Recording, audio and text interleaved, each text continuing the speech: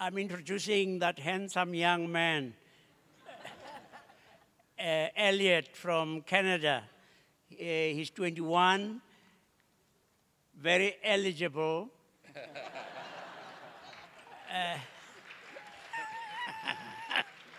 And he started a business selling clothes for bike trials.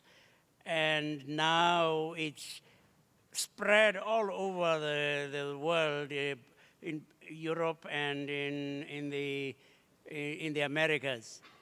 But then he also wonderfully, went and studied Japanese and went and lived for a year with a Japanese family.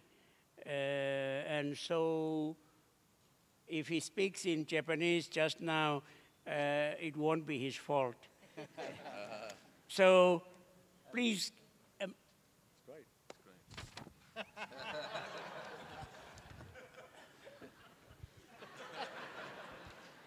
great. Give Elliot a real humdinger.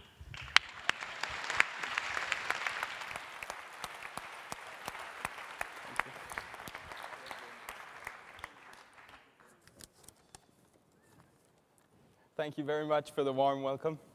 My name is Verreault. I'm a normal person, but I stand here today with great pride and honor because I do have something to say.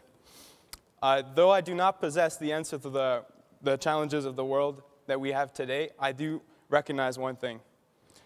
I think there is a lack of unity amongst the peoples of this world. And I think it is preventing us from overcoming the common challenges we are facing today. In the past year, as Ian has mentioned, I have had a great life-changing experience as I went to study and live abroad in Japan for a year. There I lived with a Japanese host family that was kind enough to take me in as their own son. And in one full year, I had the opportunity to learn about Japanese culture hands-on, and before long, behaviors that seemed so foreign and so non-understandable to me started to make perfect sense. So much that I wouldn't pay attention anymore. And without knowing it, I'd come to an interesting conclusion. I came to realize that this thing that we call culture was actually just like clothing, if you can say. Something we wear, our color, or our mask at this great carnival that the world is. And the difference between form and substance was becoming clearer and clearer to me. Getting to know Japanese people, living with them, making friends with them, getting to know the language, to know the customs.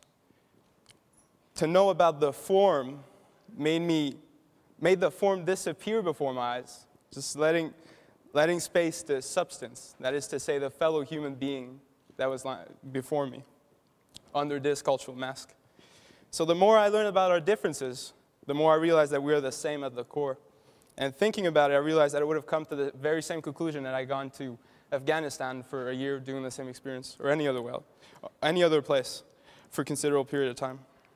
I've been talking about culture, and it's a topic of great interest to me, but the same goes for religion. Sure, the names, the stories, the symbols, the rituals differ, but in the end, the core principles are the same. Let us just take the golden rule as an example. The phrase, "do unto others as you would have them do to you," has been repeated and repeated throughout history, taking different forms, different words. Hinduism, from the Mahabharata, this is the sum of duty. Do not to others what would cause pain if done to you. Buddhism, from Udana Varga, treat not others in ways that you yourself would find hurtful. Islam, from the Prophet Muhammad in the Hadith, not one of you truly believes until you wish for others what you wish for yourself. Christianity, Jesus from the Gospel of Matthew, in everything, do to others as you would have them do to you, for this is the law and the prophets. Judaism, from Hillel in the Talmud, what is hateful to you, do not do to your neighbor. This is the whole Torah. All the rest is commentary. I think it is quite interesting that this phrase has come to be known as the golden rule. After all, gold can be melted down and made to take various beautiful shapes and forms. However, whatever form you give it, in the end, it is and will remain gold. Do not get me wrong here, however. I'm not saying that this differences in form should be abolished. I think these differences, these colorful masks, if you want to think of it like that, are something valuable. They are, in my opinion, what makes the world so interesting. They are what makes me want to travel so much, and they represent a rich cultural heritage. And in that regard, they should be preserved and celebrated. But more importantly, however, they hold great spiritual meaning to the peoples of this world. And in that regard, they should be respected. I think it is time to dig deeper and realize that we are all the same, that it is one humanity out there. It is time we start thinking of humanity as a big family. I believe this is key to solving the great challenges we are facing today. Only when we change our philosophy will we be able to make compromises for sustainable change. I believe we tend to stick to the form, that's my experience from Japan, stick to the form, not go deeper because we don't know it well. As the saying goes, we tend to fear what we don't understand. But yeah, ultimately this makes us believe that we are very different from each other. And that's where deadly conflict can arise, or rather can be sustained or fueled or justified. But we, here gathered in delegations and in spirits, we, the youth of this world, we can show the world that conflict and war based on such differences on the surface, based on our clothing, can never be legitimate. I call upon you, I ask you, I tell you, I shout, let us be the generation that will bring this divided world into unity.